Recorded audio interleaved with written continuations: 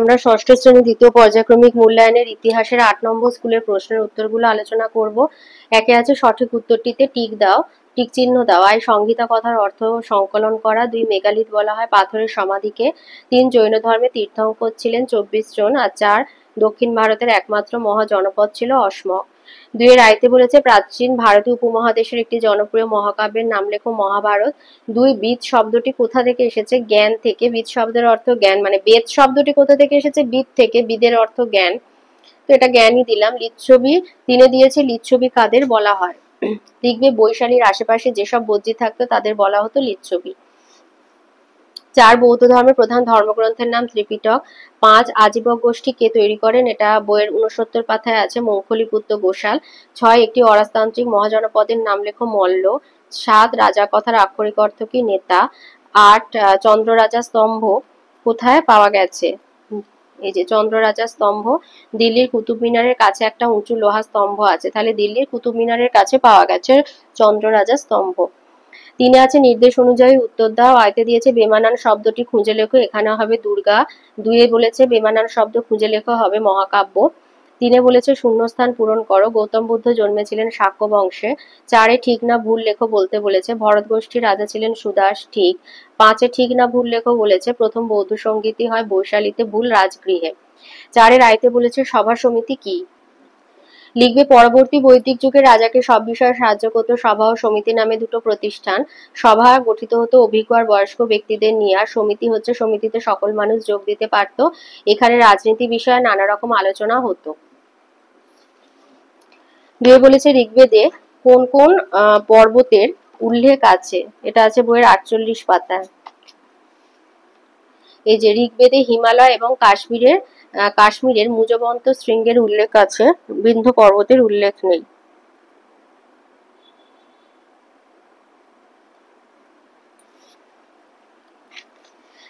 ৩ দিয়েছে জৈন ধর্মের ত্রিরত্ন কি কি? সৎ বিশ্বাস, সৎ জ্ঞান এবং সৎ আচরণ, এই ৩টি হলো জৈন ধর্মের ত্রিরত্ন, এইগুলির ওপরে জৈনরা জোর দিতেন। ৪ দিয়েছে বেদের অপর নাম শ্রুতি কেন? বৈদিক সাহিত্য মূলত শুনে শুনে মনে রাখতে হতো, তাই বেদের আর এক নাম শ্রুতি। ৫ দিয়েছে দ্বাদশ অঙ্গ বলতে কি বোঝো? লিখবে গোড়ার দিকে জৈন ধর্ম মগধ, বিদেহ, কৌশল এবং অঙ্গরাজ্যের মধ্যে জনপ্রিয় ছিল।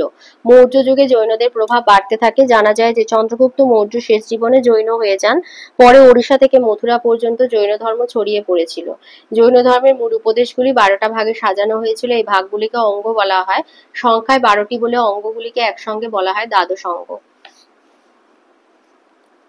৫ দিয়েছে স্তম্ভ মেলানো, আইতে বলি হবে কর। ২ ইনামগাঁও মহারাষ্ট্রে। ৩ হিনজান মহাযান বৌদ্ধ ধর্মের সাথে সম্পর্কিত। ৪ মগধের রাজধানী রাজগৃহ। ৬ আছে টিকা লেখো চতুরাশ্রম।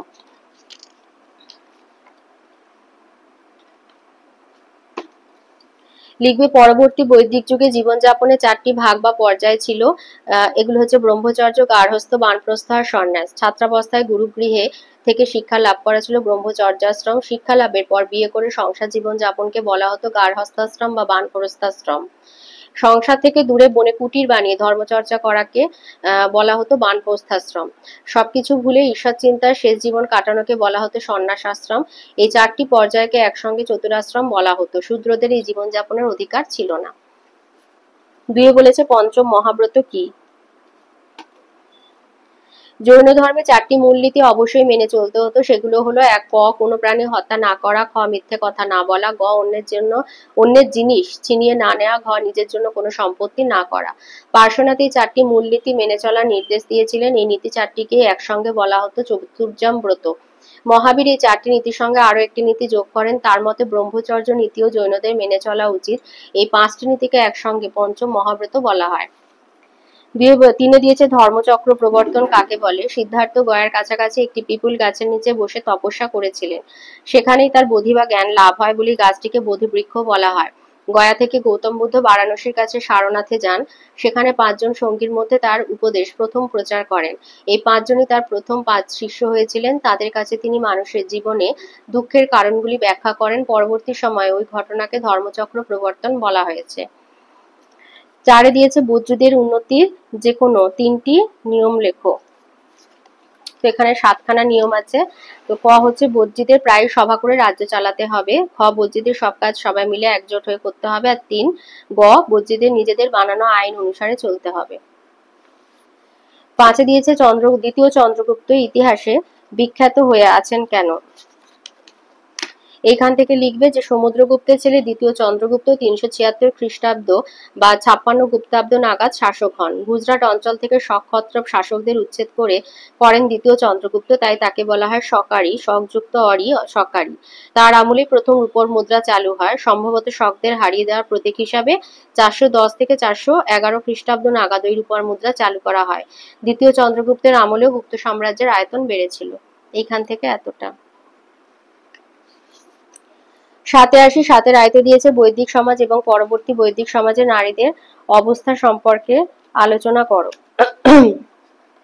লিখবে আদি বৈদিক সমাজে অনেক নারী শিক্ষা লাভ করতেন, এমনকি সমিতির বৈঠকেও কিছু নারী যোগ দিতেন বলে জানা যায়। যুদ্ধেও তারা অংশ নিতেন। ঋগ্বেদে কোথাও বাল্য বিবাহের কথা নেই, সতীদাহ প্রথার কথাও সেখানে পাওয়া যায় না। যজ্ঞেও নারীরা অংশ নিতে পারতেন। পরবর্তী বৈদিক সমাজে নারীদের অবস্থাও খারাপ হয়েছিল। মেয়ে জন্মালে পরিবারের সবাই দুঃখ পেত। ছোট বয়সে মেয়েদের বিয়ে দেওয়ার প্রথা শুরু হয়েছিল। যুদ্ধে বা সমিতির কাজে মেয়েদের আর যোগ দিতে দেখা যেত না। এই পর্যন্ত। 2 বলেছে কি কি কারণে মগধ শেষ পর্যন্ত বাকি মহাজনপদগুলির থেকে শক্তিশালী হয়ে উঠেছিল। লিখবে খ্রিস্টপূর্ব 6ষ্ঠ শতকে মগধ ছিল একটি রাজতান্ত্রিক মহাজনপদ। এর আগে মগধ ছিল দক্ষিণ বিহারের একটি ছোট এলাকা। ধীরে ধীরে দক্ষ রাজাদের নেতৃত্বে মগধ গুরুত্বপূর্ণ শক্তি হয়ে ওঠে। মগধের এই উত্থানে তার প্রাকৃতিক পরিবেশ অন্যতম গুরুত্বপূর্ণ ভূমিকা পালন করেছিল। মগধের উত্থানের পেছনে একাধিক কারণ বিদ্যমান ছিল। এক হচ্ছে প্রাকৃতিক পরিবেশ, ভৌগোলিক অবস্থান। মগধ রাজ্য ছিল নদী ও পাহাড় দিয়ে ঘেরা। মগধে পাহাড় থাকায় তার সুরক্ষা আরো মজবুত হয়েছিল। এর ফলে মগধ বাইরের শত্রুর আক্রমণ থেকে সহজেই রক্ষা পেয়ে যেত। নদীর বেষ্টনী, বর্তমানে পাটনা এবং গয়া জেলা নিয়ে সে যুগের মগধের অবস্থান ছিল। গঙ্গা, সোন, গণ্ডক নদী বেষ্টিত মগধের ভূমি ছিল উর্বর ও শস্য শ্যামলা। ফলে মগধের একটি দৃঢ় কৃষি অর্থনীতি গড়ে উঠেছিল। সেচের প্রয়োজনীয় জল নদী থেকে পাওয়া যেত। নদীগুলি ছিল যোগাযোগের উন্নত মাধ্যম। গঙ্গা নদী ছিল মগধের হৃদয়। নদীপথে ব্যবসা বাণিজ্যও চলত। উর্বর কৃষি জমি, গঙ্গা এবং অন্যান্য নদীর জন্য মগধের কৃষি জমি ছিল উর্বর। ফলে মগধের জমিতে প্রচুর ফসল উৎপন্ন হতো, যা মগধকে অর্থনৈতিক দিক থেকে শক্তিশালী করে তুলেছিল। অরণ্যের উপস্থিতি, বস্তি সংকুল ঘন অরণ্য দ্বারা পরিবেষ্টিত হওয়ায় মগধের নিরাপত্তা ছিল সুদৃঢ়। এছাড়া অরণ্য থেকে কাঠ, লাক্ষা, মধু সংগ্রহ ছিল মগধের অর্থনীতির মানদণ্ড। এই অরণ্যের হাতি মগধের রাজারা যুদ্ধের কাজে ব্যবহার করতেন। 2 খনিজ সম্পদ, খনিজ সম্পদের প্রাচুর্য ছিল মগধের উত্থানের অন্যতম কারণ। মগধে অনেক লোহা, তামার খনি ছিল। নিকটবর্তী সেই সকল খনির লোহাকে কাজে লাগিয়ে মগধের শাসকবর্গ অস্ত্রশস্ত্র তৈরি করে সামরিক বাহিনীকে শক্তিশালী করে তোলেন। উপযুক্ত রাজন্যবর্গ, মগধের শাসক বৃন্দ যেমন বিম্বিসার, অজাতশত্রু, শিশুনাগ, মহাপদ্মনন্দ সকলেই ছিলেন পারদর্শী শাসক। মন্ত্রীবর্গ যেমন বাসসাকর, কৌটিল্য এবং রাধাগুপ্ত ছিল বিখ্যাত কূটনীতিবিদ। এদের ভূমিকা মগধের উন্নতিতে সহায়তা করে। 4 আর্য অনার্যের সংমিশ্রণ, আর্য মানসিকতার অনার্য বাহুবল মগধের উত্থানের ক্ষেত্রে উল্লেখযোগ্য ভূমিকা গ্রহণ করেছিল। অথবাতে দিয়েছে জৈন ধর্মে কি কি মিল এবং অমিল আছে, লেখো। লিখবে মহাবীর প্রবর্তিত জৈন ধর্মের সঙ্গে গৌতম বুদ্ধ প্রবর্তিত বৌদ্ধ ধর্মের কিছু মিল আর অমিল চোখে পড়ে। মিল, এক হচ্ছে প্রবর্তকগণ ক্ষত্রিয়। জৈন আর বৌদ্ধ ধর্মের প্রবর্তক যথাক্রমে মহাবীর আর গৌতম বুদ্ধ দুজনেই ক্ষত্রিয় ছিলেন। 2 ব্রাহ্মণ ধর্মের বিরোধিতা, 2 ধর্মই ব্রাহ্মণ ধর্মের আচার অনুষ্ঠানে বিরোধিতা করেছিল। 3 সহজ সরল ভাষায় ধর্মপ্রচার, 2 ধর্মই জনসাধারণের বোঝার সুবিধার জন্য সহজ সরল ভাষায় ধর্মপ্রচার করেছিল। আর অমিল হচ্ছে তপস্যা, জৈন ধর্মে কঠোর তপস্যার উপর জোর দেওয়া হয়েছিল। আর ধর্মপ্রচারের ভাষা জৈন ধর্ম প্রাকৃত ভাষার মাধ্যমে বেশি প্রচারিত হয়। বৌদ্ধ ধর্মে কঠোর তপস্যা নয়, মধ্যপন্থার উপর গুরুত্ব দেওয়া হয়। আর ভাষা হচ্ছে বৌদ্ধ ধর্মে পালি ভাষার মাধ্যমে বেশি প্রচারিত হয়। 2 আছে কুষাণ সম্রাট কনিষ্কের কৃতিত্ব নিরূপণ করো।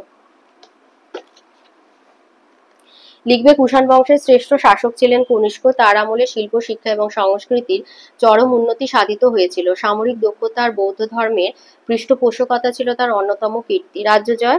সম্রাট কনিষ্ক ভারত আর ভারতের বাইরে সাম্রাজ্য বিস্তার করেন। ভারতে তার সাম্রাজ্য সীমা ছিল উত্তরে কাশ্মীর থেকে দক্ষিণে বিন্ধ্য পর্বত এবং পূর্বে বিহার থেকে পশ্চিমে সিন্ধু পর্যন্ত।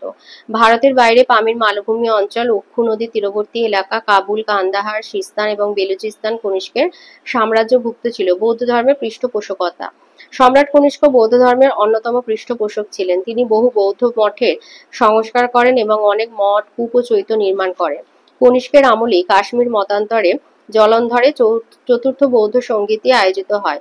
এখানে তিনি হিনজান এবং মহাযান বৌদ্ধের মধ্যে বিবাদ মীমাংসা করার চেষ্টা করেন। তার প্রচেষ্টায় মধ্য এশিয়া, নেপাল, তিব্বত, কোরিয়া, চীন ও জাপানে বৌদ্ধ ধর্ম বিস্তার লাভ করে। শিল্পের বিকাশ।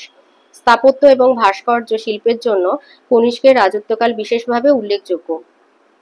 তাঁর আমলে গান্ধার এবং মথুরা শিল্পরীতির আবির্ভাব হয়। প্রধানত বৌদ্ধ বিহার নির্মাণের ক্ষেত্রে এই রীতির প্রয়োগ দেখা যায়। পেশোয়ারে নির্মিত বৌদ্ধদের বিখ্যাত চৈত্যটি এই আমলে নির্মিত। এছাড়া অসংখ্য বিহার ও স্তূপ এই সময় নির্মিত হয়। সাহিত্য এবং সংস্কৃতির পৃষ্ঠপোষক। কনিষ্ক সাহিত্য সংস্কৃতির অনুরাগী ছিলেন। তার আমলে অধিকাংশ বৌদ্ধ গ্রন্থ সংস্কৃত ভাষায় রচিত হয়। তার রাজসভার বিখ্যাত সংস্কৃতি পণ্ডিত ছিলেন অশ্বঘোষ। তিনি ছিলেন একাধারে কবি, দার্শনিক ও নাট্যকার। তার লেখা বিখ্যাত গ্রন্থ বুদ্ধচরিত। কনিষ্কের রাজসভার বিখ্যাত সংস্কৃতি পণ্ডিত ছিলেন অশ্বঘোষ। তিনি ছিলেন একাধারে কবি, দার্শনিক এবং নাট্যকার। তার লেখা বিখ্যাত গ্রন্থ হচ্ছে বুদ্ধচরিত। কনিষ্কের ব্যক্তিবর্গ ছিলেন দার্শনিক নাগার্জুন, বৌদ্ধ পণ্ডিত বসুমিত্র, আয়ুর্বেদ শাস্ত্রবিদ রেক এবং স্থপতি এজেশিলাস। নাগার্জুন বৌদ্ধ মহাযান মতের ব্যাখ্যা গ্রন্থ প্রজ্ঞা পারমিতা সূত্র রচনা করেন। কনিষ্কের আমলে রেক ও সুশ্রুত যথাক্রমে ভেষজ বিদ্যা ও শল্যচিকিৎসা খ্যাতি অর্জন করেছিলেন। সাহিত্য, সংস্কৃতি, শিল্প আর বৌদ্ধ ধর্মের প্রসারে সম্রাট কনিষ্কের অবদান ছিল অনস্বীকার্য।